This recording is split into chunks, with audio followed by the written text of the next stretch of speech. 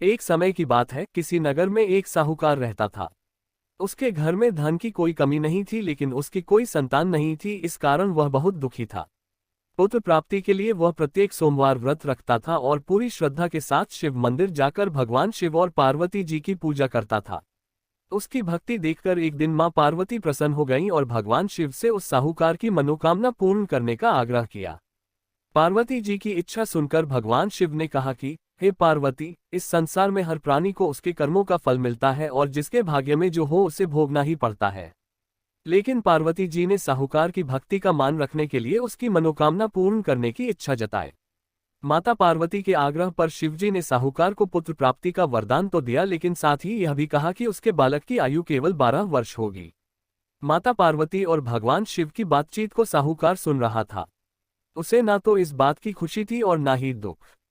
वह पहले की भांति शिवजी की पूजा करता रहा।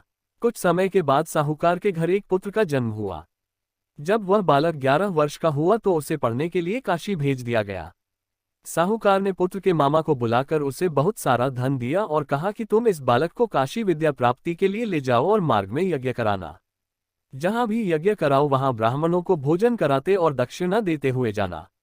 दोनों मामा भांजे इसी तरह यज्ञ कराते और ब्राह्मणों को दान दक्षिणा देते काशी की ओर चल पड़े। रात में एक नगर पड़ा जहां नगर के राजा की कन्या का विवाह था, लेकिन जिस राजकुमार से उसका विवाह होने वाला था वह एक आंख से काना था। राजकुमार के पिता ने अपने पुत्र के काना होने की बात को छुपाने के लिए एक चाल सोची।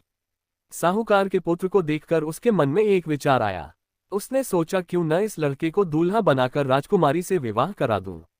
विवाह के बाद इसको धन देकर विदा कर दूंगा और राजकुमारी को अपने नगर ले जाऊंगा। लड़के को दूल्हे के वस्त्र पहनाकर राजकुमारी से विवाह कर दिया गया। लेकिन साहूकार का पुत्र ईमानदार था, उसे यह बात न्यायसंगत नहीं लगी। उसने अवसर पाकर राजकुमारी की चुन्नी के पल्ले पर लिखा कि तुम्हारा विवाह तो मेरे साथ हुआ है, लेकिन जिस राजकुमार के संग तुम्हें भेजा जाएगा वह एक आंख से काना है। मैं तो काशी पढ़ने जा रहा हूँ। जब राजकुमारी ने चुन्नी पर लिखी बातें पढ़ी तो उसने अपने माता पिता को यह बात बताई। राजा ने अपनी पुत्री को विदा नहीं किया, जिससे बारात वापस चली गई। दूसरी ओर साहूकार का लड़का और उसका मामा काशी पहुंचे और वहां जाकर उन्होंने यज्ञ किया। जिस दिन लड़के की आयु 12 साल की हुई उसी दिन यज्ञ रखा गया।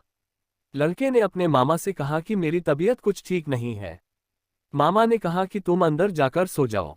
शिवजी के वरदानुसार कुछ ही देर में उस बालक के प्राण निकल गए। मृत भांजे को देख उसके मामा ने विलाप शुरू किया। संयोगवश उसी समय शिवजी और माता पार्वती उधर से जा रहे थे। पार्वती ने भगवान से कहा, स्वामी, मुझे इसके रोने के स्वर सहन नहीं हो रहा। आप इस व्यक्ति के कष्ट को अवश्य दूर करें। जब शिवजी मृत बालक के समीप गए तो वह बोले कि यह उसी साहूकार का पुत्र है जिसे मैंने 12 वर्ष की आयु का वरदान दिया। अब इसकी आयु पूरी हो चुकी है।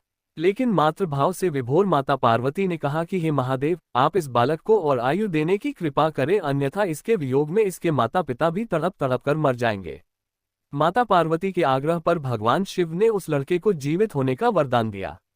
शिवजी की कृपा से वह लड़का जीवित हो गया। शिक्षा समाप्त करके लड़का मामा के साथ अपने नगर की ओर चल दिया। दोनों चलते हुए उसी नगर में पहुंचे जहां उसका विवाह हुआ था।